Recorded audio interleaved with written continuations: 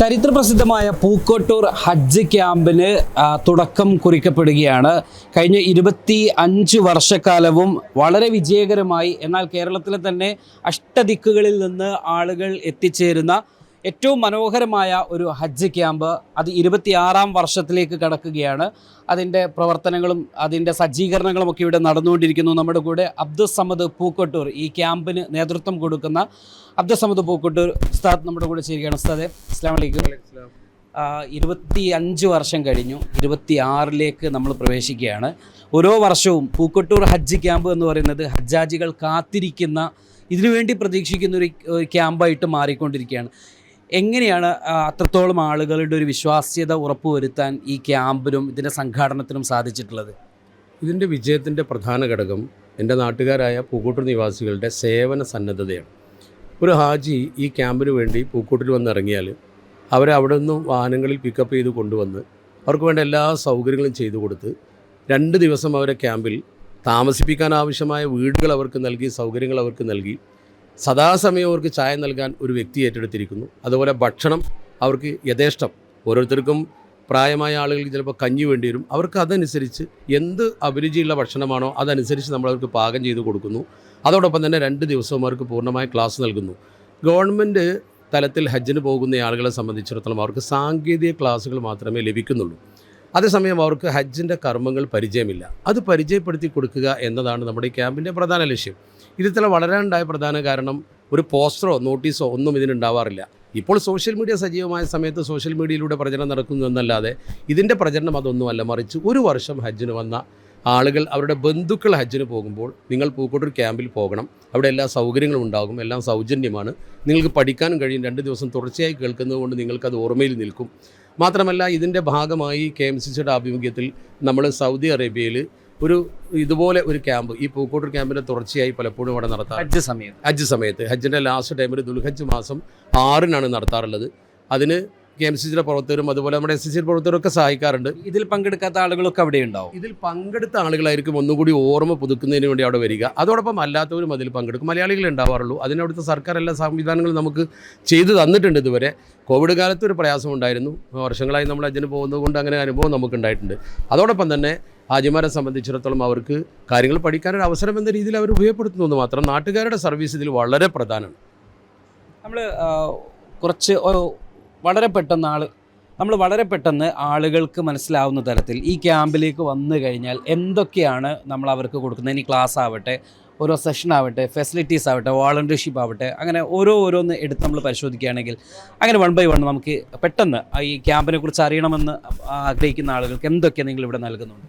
നമ്മൾ 25 വർഷമായിട്ട് ഇത് 26ാം തവണയാണ് ഇതിനു വേണ്ടി പ്രവർത്തിക്കുന്ന ഒരു ടീമുണ്ട്. അവർക്കറിയാം എന്താണ് ചെയ്തു കൊടുക്കേണ്ടത്. വനിതകൾക്ക് സേവനം ചെയ്യാൻ വനിതാ വോളണ്ടിയർമാരുണ്ട്. അവരെ കൊണ്ടുവന്ന് സീറ്റിലിരുത്തുകയും അവർക്ക് ആവശ്യമായ വെള്ളം, അതുപോലെ തന്നെ ജ്യൂസാണെങ്കിൽ ജ്യൂസ്, എന്താണോ അവർക്ക് ആവശ്യമുള്ളത് അത് കൊടുക്കുകയും അതോടൊപ്പം തന്നെ അവർക്ക് ബാത്റൂമിൽ പോകാനും അവർക്ക് നിസ്കരിക്കാനുമുള്ള സൗകര്യങ്ങൾ ലേഡീസ് തന്നെ, വനിതാ വോളണ്ടിയർമാർ, പ്രത്യേകിച്ച് ഇവിടെ സ്ഥാപനം നടക്കുന്ന PKMC ഹയർ സെക്കൻഡറി സ്കൂൾ അവിടുത്തെ അധ്യാപികമാർ അതിനുവേണ്ടി ഡെഡിക്കേറ്റഡായി പ്രവർത്തിക്കും. നമ്മുടെ ഉയർന്ന ക്ലാസ്സുകളുടെ കുട്ടികൾ അവരുടെ കൂടെ ഉണ്ടാവും. നമ്മുടെ ഈ മാതാക്കളുടെ, അതായത് PTA-യിൽ നിന്ന്, നമ്മൾ മദർ PTA-യിലും തിരഞ്ഞെടുക്കപ്പെടുന്ന ചില ആളുകളുണ്ട്, സ്ത്രീകൾ. അതുപോലെ തന്നെ നമ്മുടെ പഞ്ചായത്ത് മെമ്പർമാരുണ്ട്, അതുപോലെ ഇവിടുത്തെ തൊഴിലുറപ്പ് പ്രവർത്തകരുണ്ട്, അതുപോലെ തന്നെ പ്രത്യേകമായി ഇവിടുത്തെ വനിതാ ലീഗിൻ്റെ പ്രവർത്തകർ, എല്ലാവരും ഉണ്ട്. എല്ലാ വിഭാഗം ആളുകളും, കക്ഷി രാഷ്ട്രീയ ഭേദമന്യേ എല്ലാ വിഭാഗം ആളുകളും അവർക്ക് സഹകരിക്കാൻ വേണ്ടി ഇവിടെ വരും. അവരവരുടെ സേവനങ്ങൾ ചെയ്യും. അതുപോലെ തന്നെ നമ്മുടെ വിദ്യാർത്ഥികളും അതുപോലെ തന്നെ യുവാക്കളും അടങ്ങുന്ന ഒരു സംഘം ഇതിനു വേണ്ടി പ്രവർത്തിച്ചുകൊണ്ടിരിക്കുന്നുണ്ട്. അവരൊരു ഹാജി ഇവിടെ വന്നാൽ അവർക്ക് എന്താണ് വേണ്ടത് എന്ന് അവർ അറിഞ്ഞുകൊണ്ട്, പ്രത്യേകിച്ച് വരുന്ന ഹാജിമാർ പ്രായമുള്ളവരായിരിക്കും, അവരോട് പൊളൈറ്റായിട്ട് പെരുമാറണമെന്ന് നമ്മൾ അവർക്ക് ക്ലാസ് എടുത്ത് കൊടുക്കും. ഇന്നലെ രാത്രി ഇവിടെ വോളണ്ടിയർമാരുടെ ക്ലാസ് ഉണ്ടായിരുന്നു. ഒരു ഹാജി നിങ്ങളോട് ദേഷ്യപ്പെട്ടാലും നിങ്ങൾ പറഞ്ഞത് അനുസരിച്ചില്ലെങ്കിലും ഒരിക്കലും ഒരു ഹാജിക്ക് ഇവിടുത്തെ ഒരു വോളണ്ടിയറുടെ കയ്യിൽ നിന്ന് ഒരു ദുരനുഭവം ഉണ്ടായി എന്ന് വരാൻ പാടില്ല. അതിന് പറ്റുന്നവർ മാത്രം വോളണ്ടിയർമാരായാൽ മതി എന്നാണ് അവർക്ക് നിർദ്ദേശം കൊടുക്കാറുള്ളത്. അതുകൊണ്ട് തന്നെ അവർ കൃത്യമായി അവരുടെ സർവീസ് ഇക്കാലം വരെ ചെയ്തിട്ടുണ്ട്. ഒരു പരാതിയും ഉണ്ടായിട്ടില്ല. എന്താവശ്യപ്പെട്ടാലും അവർക്ക് നമ്മൾ കൊടുക്കും. അവരെ രാത്രി ഉറക്കാൻ ഓരോ സ്ഥലത്തേക്ക് കൊണ്ടുപോകാനും അതുപോലെ തന്നെ ആ വീട്ടിൽ അവർക്ക് പ്രഭാത ഭക്ഷണവും രാത്രി ഭക്ഷണവും കൊടുത്തിട്ട് അവർ പിന്നെ ഇങ്ങോട്ട് കൊണ്ടുവരും. ഉച്ചഭക്ഷണവും അതുപോലെ തന്നെ വൈകുന്നേരം ചായയും മാത്രമാണ് ഇവിടെ കൊടുക്കുന്നത്. കഴിഞ്ഞ തവണയ്ക്ക് എത്ര പേരായിരുന്നു പങ്കെടുത്തിട്ടുണ്ട്? സാധാരണഗതിയിൽ ഒരു 7000-നും 8000-നും അടക്കം ആളുകളാണ് ഹാജിമാരായിട്ടുണ്ടാവാറുള്ളത്. അതേസമയം അവരെ സഹായികളായി ചില ആളുകൾ വരും. പിന്നെ ഡ്രൈവേഴ്സും അതുപോലെ തന്നെ മറ്റു ചില സംഘാടകരും എല്ലാം കൂടി മാക്സിമം ഒരു 10,000 പേര് ക്യാമ്പിൽ സജീവമായി. ഈ 10,000 ആളുകളെ ഉൾക്കൊള്ളാൻ ഈ പൂക്കോട്ടൂർ ഗ്രാമത്തിന് എങ്ങനെയാണ്? അവരുടെയൊക്കെ അക്കോമഡേഷൻ വലിയൊരു പ്രശ്നമാണല്ലോ. അതിൽ നല്ലൊരു ശതമാനം ആളുകൾ വൈകുന്നേരം പോയി തിരിച്ചു വരും, സ്വന്തം വാഹനമുള്ളവരാണ് ഇക്കാലത്ത്. മുമ്പ് അങ്ങനെ ആയിരുന്നില്ല. മുമ്പ് അവർക്ക് വാഹനത്തിൻ്റെ കുറവുള്ളത് കൊണ്ട് അവരടുത്ത് താമസിച്ചു. എന്നാൽ നല്ലൊരു ശതമാനം അവിടെ താമസിക്കുന്നുണ്ട്. ഈ താമസിക്കാൻ ഈ പ്രദേശത്ത് ഒരുപാട് ഗൾഫുകാരുണ്ട്. ഗൾഫുകാരായ ആളുകൾ, വീട് അടച്ചു പോയ ആളുകളുണ്ട്. അതുപോലെ തന്നെ ഇപ്പോൾ ഓരോരുത്തരുടെയും വീട്ടിൽ മക്കളുടെ വീടുകൾ തൊട്ടടുത്തുണ്ടാവും. അവർ തറവാട്ടിലേക്ക് മാറിയിട്ട് ഒരു രാത്രിയിലേ കിടക്കണ്ടു, ഒറ്റ രാത്രി വേണ്ടു, അധികമില്ല. 28-ാം തീയതി ശനിയാഴ്ച വന്നാൽ ഈ 28-ാം തീയതി രാത്രി അവർ താമസിച്ച് 29-ന് ക്ലാസ്സിൽ വന്ന് തിരിച്ചു പോകും. ഒരു രാത്രി അവർക്ക് വേണ്ടി വീടുകൾ ഒഴിവാക്കി കൊടുക്കാൻ ഇവർ തയ്യാറാണ്. അങ്ങനെ ഒരുപാട് വീടുകൾ ഞങ്ങൾ സെലക്ട് ചെയ്ത് വെച്ചിട്ടുണ്ട്. അത് ഞങ്ങൾ ആവശ്യപ്പെടുകയല്ല, വീട്ടുകാരാവശ്യപ്പെടും ഞങ്ങളുടെ വീട്ടിൽ ഇത്ര ഹാജിമാർ താമസിക്കണം. ആ താമസത്തിന് സൗകര്യം ചെയ്തു കൊടുത്താൽ പിന്നെ ഇവർ തമ്മിൽ വലിയൊരു ബന്ധമാണ്. അവർ അറഫയിൽ നിന്ന് പോലും ഈ വീട്ടിലേക്ക് വിളിക്കും, ഞങ്ങൾ നിങ്ങൾക്ക് ദുആ ചെയ്യുന്നുണ്ടെന്ന് പറഞ്ഞാൽ ആ ഒരു അനുഭൂതി വെച്ചുകൊണ്ട് ഇപ്പോൾ ഭയങ്കര തിരക്കാണ്. കാരണം ഓരോ വീട്ടുകാരും ഞങ്ങൾക്ക് ഇത്ര ഹാജിമാർ എൻക്വയറി കൂടും, ഞങ്ങൾക്ക് ഒരു പ്രയാസമില്ല. കാരണം സ്വാസംഘത്തിൻ്റെ യോഗം വിളിക്കുമ്പോൾ ആദ്യം തന്നെ ആളുകൾ വന്ന് പറയും എൻ്റെ വീട്ടിലേക്ക് ഇത്ര വേണം ആളുകൾ. അതോടൊപ്പം തന്നെ മറ്റൊന്ന്, ഇനി പുരുഷ ഹാജിമാരിൽ കൂടുതൽ ആളുകളുണ്ടെങ്കിൽ ഇവിടെ താമസിപ്പിക്കാൻ അറബി കോളേജ് പോലത്തെ വലിയൊരു പള്ളി സൗകര്യമുണ്ട്. അത് പള്ളിയല്ല, അത് അവിടെ പോയി താമസിക്കാൻ പള്ളിയിലാണെന്ന് പറയുമ്പോൾ ചില ആളുകൾക്ക് ഒരു സങ്കടം വരും. പക്ഷേ അത് പോയി പിറ്റേ ദിവസം അവർ വരുമ്പോൾ അത്ഭുതപ്പെടും. എന്നോട് തന്നെ ഹാജിമാർ പറഞ്ഞിട്ടുള്ളത്, പൂക്കോട്ടൂർ വരുമ്പോൾ ഞങ്ങൾക്ക് മക്കയിൽ അനുഭവം വരുന്നു, അവിടെ മയിലാടി പള്ളിയിൽ ചെല്ലുമ്പോൾ ഞങ്ങൾക്ക് മദീനയിൽ അനുഭവം വരുന്നു. ആ വീട്ടുകാർ പ്രത്യേകമായി അവർക്ക് താമസിക്കാനുള്ള കാർപ്പറ്റ് പോലെയുള്ള നമ്മൾ സാധാരണ പറയുന്ന വിരിപ്പ്, വലിയ വിരിപ്പ്, അതോടൊപ്പം തന്നെ ഒരു പുതപ്പ്, തലയിണ, ഇതവർ സൂക്ഷിച്ചു വെക്കണം ചില വീട്ടിൽ. അത് ഹാജിമാർ ഉപയോഗിച്ചാൽ പിന്നെ അവർ കഴുകി അടുത്ത വർഷത്തെ ഹാജിമാർക്ക് വേണ്ടി അവർ സൂക്ഷിക്കുകയാണ്, അവർ ഉപയോഗിക്കുന്നില്ല. ഹാജിമാർക്ക് ഉപയോഗിക്കാൻ വേണ്ടി അത്രയും വീടുകളിൽ അവർ സാധന സാമഗ്രികൾ കരുതി വെക്കുകയാണ്. അപ്പോൾ ഓരോരുത്തർക്കും നമ്പർ ഇട്ട് അവർ കൊണ്ടുപോയി വെക്കുന്നു. ഹാജിമാർ അന്ന് രാത്രിയിൽ കിടന്നുറങ്ങുന്നു, തിരിച്ചവർ വീട്ടിലേക്ക് കൊണ്ടുപോകുന്നു, അവർക്ക് ഭക്ഷണം കൊടുക്കുന്നു. വലിയൊരു അത്ഭുതകരമായ രീതിയിലാണ് ആ മയിലാടി പ്രദേശത്തെ പാവപ്പെട്ട ആളുകൾ അവിടെ താമസിക്കുന്നത്. 200 പരം വീടുകളുണ്ട്. അവരുടെ വീട്ടിൽ നിന്നൊക്കെ വിശാലമായ പള്ളിയും സൗകര്യവുമായതുകൊണ്ട് അവരതിനു വേണ്ട എല്ലാ സൗകര്യങ്ങളും അവിടെ ചെയ്തു കൊടുക്കും. അത് ഞങ്ങൾക്കൊരു അത്ഭുതമാണ്, അവർക്കും അത്ഭുതമാണ്. ബ്ലാങ്കറ്റാണ് അവർ കൊണ്ടുവരിക, ബ്ലാങ്കറ്റ് വിരിക്കും, എല്ലാം അവർ ചെയ്തു കൊടുക്കും. ഈ കോഴിക്കോട് നിന്നും അതോടൊപ്പം ഈ മലപ്പുറം ഭാഗത്തു നിന്നും ഒക്കെ വരുന്ന ആളുകൾ, അവർ എവിടെയാണ്, ബസ്സിലൊക്കെ വരുന്ന ആളുകളാണെങ്കിൽ അവർ എവിടെയാണ് ഇറങ്ങേണ്ടത്? അവർക്ക് ഇവിടേക്ക് എത്താനുള്ള സംവിധാനം എന്താണ്? കോഴിക്കോട് ഭാഗത്തു നിന്ന് വരുന്ന ആളുകൾ ട്രെയിൻ മാർഗ്ഗം വരികയാണെങ്കിൽ കോഴിക്കോട് ഇറങ്ങിയിട്ട് കോഴിക്കോട് നിന്ന് 40 കിലോമീറ്ററാണ് പൂക്കോട്ടൂരിലേക്ക്. പൂക്കോട്ടൂർ സ്റ്റോപ്പിലോ അറവങ്കര സ്റ്റോപ്പിലോ അവർ വന്നിറങ്ങിയാൽ മതി. അവിടെ ആളുകൾ സജ്ജമായി അവർക്ക് ചായ കൊടുക്കാൻ ഒരു കൗണ്ടർ വെച്ച് കാത്തിരിക്കുന്നുണ്ടാവും. വരുന്ന ഹാജിക്ക് ഒരു റിഫ്രഷ്മെൻറ്റ് എന്തെങ്കിലും കൊടുക്കും. ഉടനെ തന്നെ നമ്മുടെ വാഹനം അവിടെ ഉണ്ടാവും, വാഹനത്തിൽ കയറ്റി ക്യാമ്പിലെത്തിക്കും. അതുപോലെ നമ്മുടെ തെക്കൻ ഭാഗത്ത് നിന്ന് വരുന്ന ആളുകളാണെങ്കിൽ അവർ തിരൂരിൽ ട്രെയിൻ ഇറങ്ങുക, അതല്ലെങ്കിൽ അങ്ങാടിപ്പുറത്ത് ട്രെയിൻ ഇറങ്ങുക. ബസ് വരികയാണെങ്കിൽ നേരെ മലപ്പുറത്തേക്ക് വരിക. പാലക്കാട് മലപ്പുറം റൂട്ടിൽ എയർപോർട്ട് എല്ലാവർക്കും അറിയാമല്ലോ. മലപ്പുറത്ത് എയർപോർട്ടിൽ പോകുന്ന വഴിയിൽ മലപ്പുറത്ത് 10 കിലോമീറ്റർ, കോഴിക്കോട് 40 കിലോമീറ്റർ. ഈ സ്റ്റോപ്പിൽ ഒരാൾ വന്ന് ഇറങ്ങിയാൽ അവർക്ക് ഒരു ചായയോ കൂൾ ഡ്രിങ്കോ കൊടുത്ത് അവരെ വാഹനത്തിൽ കയറ്റി ഇവിടെ കൊണ്ടുവരാനും ക്യാമ്പ് കഴിഞ്ഞ് ഇതേ പൂക്കോട്ടിൽ അവരെ കൊണ്ടുപോയി വിടാനും ആളുകൾ സജ്ജമാണ്. സ്വകാര്യ വാഹനങ്ങളിൽ വരുന്ന ആളുകൾക്ക് പൂക്കോട്ടൂരിൽ എത്തിക്കഴിഞ്ഞാൽ അവിടെ വോളണ്ടിയർമാർ ദിശ കാണിച്ചു കൊടുക്കും, അവർക്കിവിടെ വരാവുന്ന. ഈ ഹജ്ജിനെ പോലെ തന്നെ വളരെ പ്രധാനമാണ് ആരോഗ്യം. ഇവിടെ വരുന്ന ആളുകൾ നോമ്പൊക്കെ കഴിഞ്ഞൊരു ക്ഷീണമൊക്കെ അങ്ങോട്ട് വരുന്നേ ഉള്ളൂ. അപ്പോൾ പുതിയൊരു ഭക്ഷണക്രമത്തിലേക്ക് ഇങ്ങനെ മാറി വരികയാണ് ആളുകൾ. അപ്പം ഭക്ഷണം ഒരു പ്രശ്നമാണ്. അപ്പോൾ മെഡിസിൻ പല ആളുകൾക്കും പലതരത്തിലുണ്ടാവും. അപ്പോൾ അവർക്ക് അതൊക്കെ എങ്ങനെയാണ് ഇവിടെ സംവിധാനങ്ങൾ എന്താണ് ഒരുക്കിയിട്ടുള്ളത്? അതിന് നമ്മൾ സംവിധാനങ്ങൾ ഒരുക്കിയിട്ടുള്ളത്, ഹെൽത്ത് ഡിപ്പാർട്ട്മെൻറ്റ് നേരത്തെ ഇവിടെ വന്ന് നമ്മുടെ വെള്ളം പരിശോധിക്കും, കിച്ചൺ പരിശോധിക്കും, മൊത്തത്തിൽ ഇവിടുത്തെ അന്തരീക്ഷം പരിശോധിക്കും, കാറ്റും വെളിച്ചവും കിട്ടുന്നുണ്ടോ എല്ലാം നോക്കും. അതിന് പുറമെ മലപ്പുറത്തെ 2 പ്രമുഖ ഹോസ്പിറ്റൽ, ഒന്ന് MB ഹോസ്പിറ്റൽ, ഒന്ന് ഓർക്കിഡ് ഹോസ്പിറ്റൽ, അവരുടെ 2 പേർക്കും 2 റൂം നൽകിയിട്ട് സ്ത്രീകൾക്കും പുരുഷന്മാർക്കും വേറിട്ട് ചികിത്സാ സൗകര്യത്തിന് നഴ്സുമാരും ഡോക്ടർമാരും ഇവിടെ ഈ 2 ദിവസവും ക്യാമ്പ് ചെയ്യും. ആംബുലൻസ് സ്ഥലത്തുണ്ടാവും. അപ്പോൾ ഈ 2 ഹോസ്പിറ്റലിൻ്റെ സൗകര്യവും അവരുടെ സൗജന്യ മരുന്നും ഉള്ളതുകൊണ്ട് ആളുകൾക്ക് ഫ്രീ ആയിട്ടൊരു മെഡിക്കൽ ചെക്കപ്പ് പോലും അവിടെ കിട്ടും. ഇപ്പം ഇവിടെ നിന്ന് നമ്മൾ ഒരു ഓഡിയൻസിൻ്റെ സൈഡിലേക്കാണ് നോക്കുമ്പോൾ നമുക്ക് ഇവിടെ കഅബയും മറ്റ് സംവിധാനങ്ങളൊക്കെ നമ്മളിവിടെ ഒരുക്കിയിട്ടുണ്ട്. ഇതൊക്കെ എങ്ങനെയാണ് പ്രാക്ടിക്കലി എങ്ങനെയാണ് ഈ ക്ലാസ്സുകൾ? നമ്മൾ 3 തലത്തിലാണ് ഇവിടെ ക്ലാസ് നൽകുന്നത്. ഒന്ന്, നമ്മൾ ഒരു ഓറിയൻറ്റേഷൻ അവർക്ക് നൽകും. ഞാൻ അതിൻ്റെ കാര്യങ്ങളൊക്കെ വെച്ചിട്ട് അവരുടെ കർമ്മപദങ്ങളൊക്കെ ശരിക്കും വിശദമായി വിശദീകരിച്ചു കൊടുക്കും. പിന്നീട് ഈ കഅബയുടെ മോഡലും അതുപോലെ തന്നെ ആ ഹിജ്ർ ഇസ്മായിൽ അതുപോലെ തന്നെ മക്കാം ഇബ്രാഹിം ഒക്കെ വെച്ചിട്ട് സഅയ്, തവാഫ് മുതലായ കാര്യങ്ങളൊക്കെ കുട്ടികളെ കൊണ്ട്, ഇവിടെ സ്ഥാപനത്തിൽ കുട്ടികളുണ്ട്, അവർ നേരത്തെ അത് പഠിച്ചു വെച്ചിട്ടുണ്ട്, അവരെ വെച്ചിട്ട് അതൊക്കെ ചെയ്യിച്ച് കാണിച്ചു കൊടുക്കും. അതിന് പുറമെ മൂന്നാമത് നമ്മൾ ഡിജിറ്റലായിട്ട് കുറേ നമ്മൾ സ്ലൈഡുകൾ ഉണ്ടാക്കിയിട്ടുണ്ട്. മക്കയിൽ നിന്നും മറ്റും നമ്മൾ ശേഖരിച്ച് കൊണ്ടുവന്ന ഒരുപാട് അവിടെയുള്ള ചിത്രങ്ങളുണ്ട്. അത് വെച്ചിട്ട് നമ്മൾ ഡിജിറ്റലായിട്ട് അവർക്കൊരു വിശദീകരണം കൊടുക്കും. ഈ നമ്മൾ പറഞ്ഞു കൊടുക്കുന്നതും കാണിച്ചു കൊടുക്കുന്നതും ഈ TV-യിൽ അവർക്ക് ഡിജിറ്റലായിട്ട് നമ്മൾ സ്ക്രീനിൽ കാണിച്ചു 3 കൂടി ആകുമ്പോൾ അവർക്ക് ഏകദേശം, ഹാജിമാരൊക്കെ ആകുമ്പോൾ സ്വാഭാവികമായിട്ട് സംശയം കൂടുതലായിരിക്കുമല്ലോ.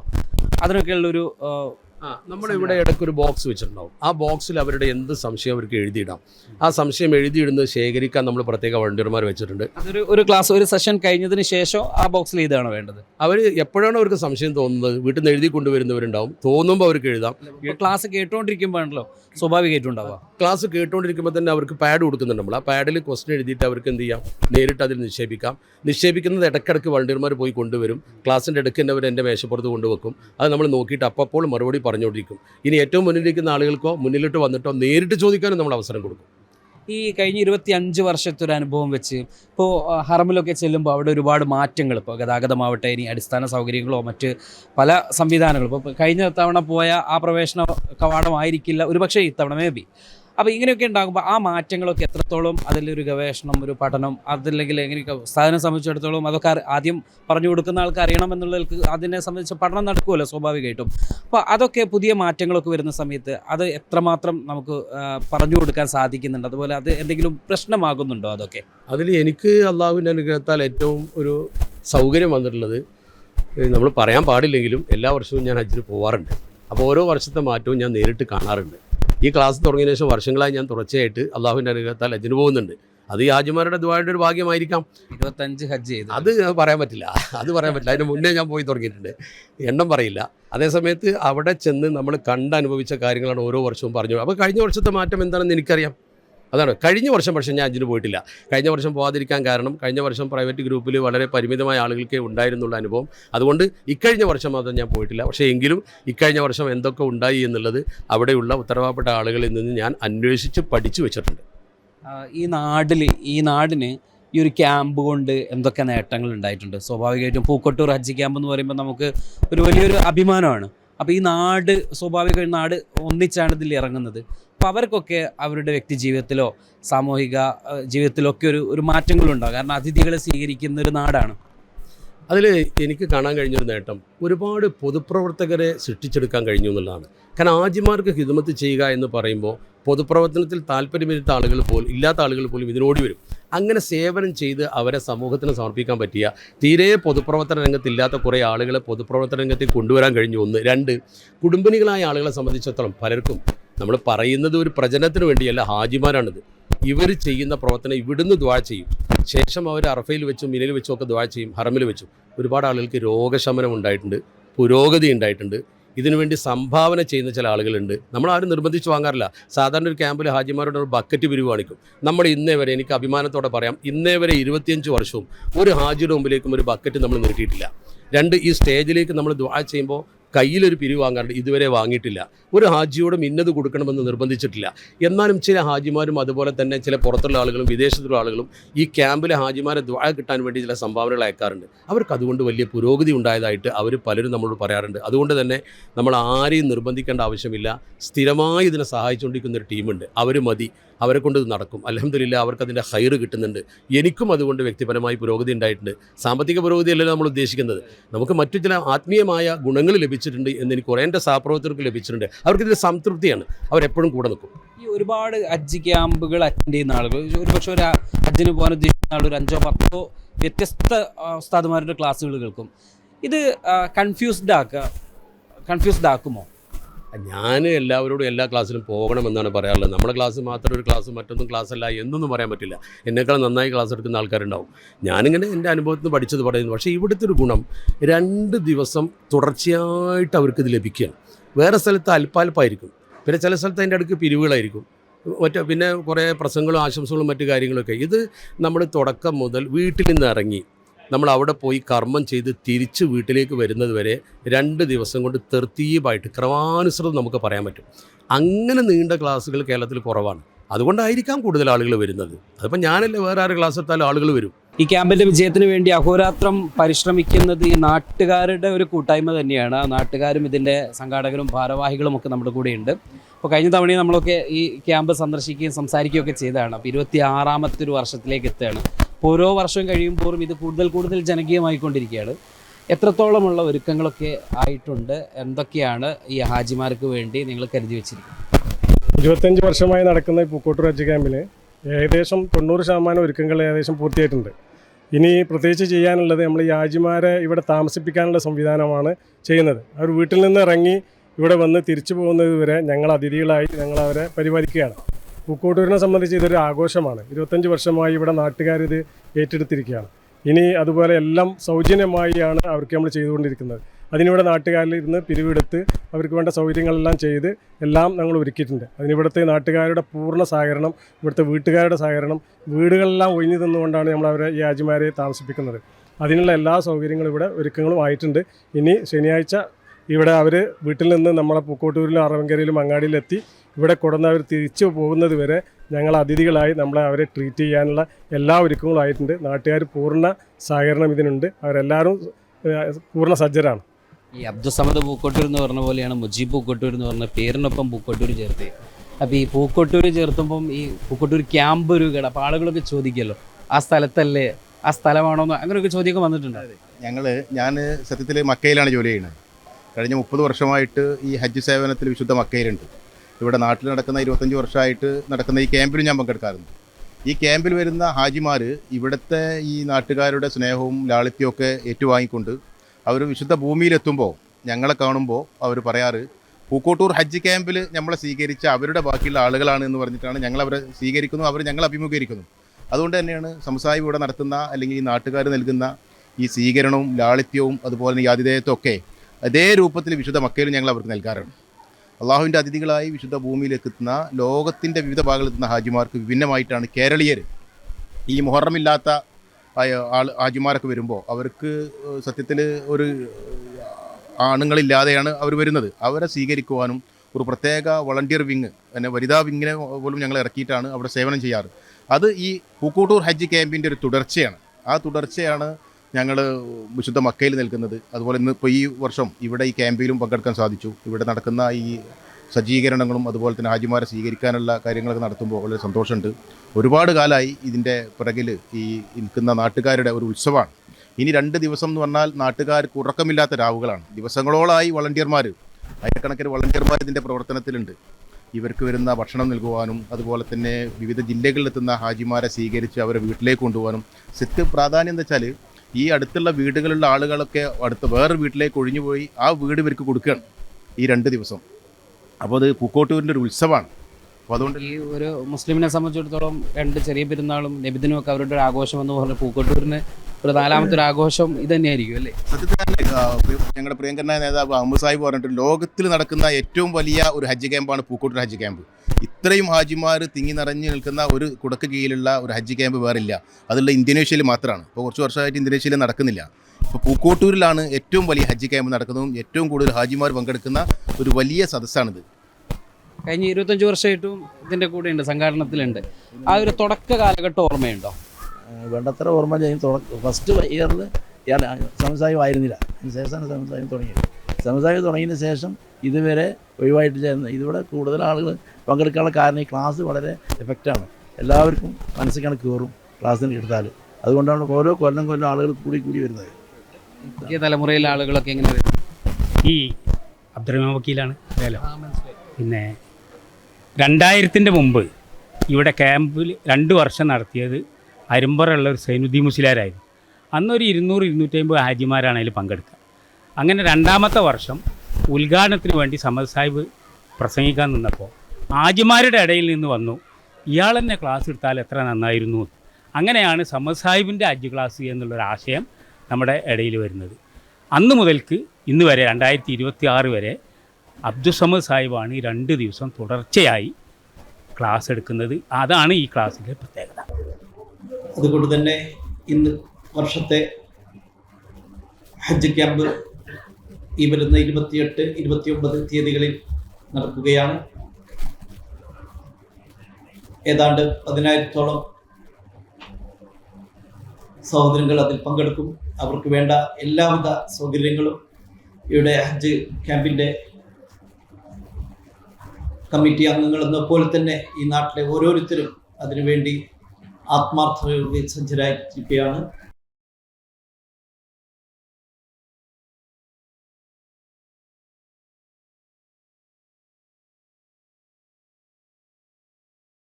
കാത്തിരിപ്പൂ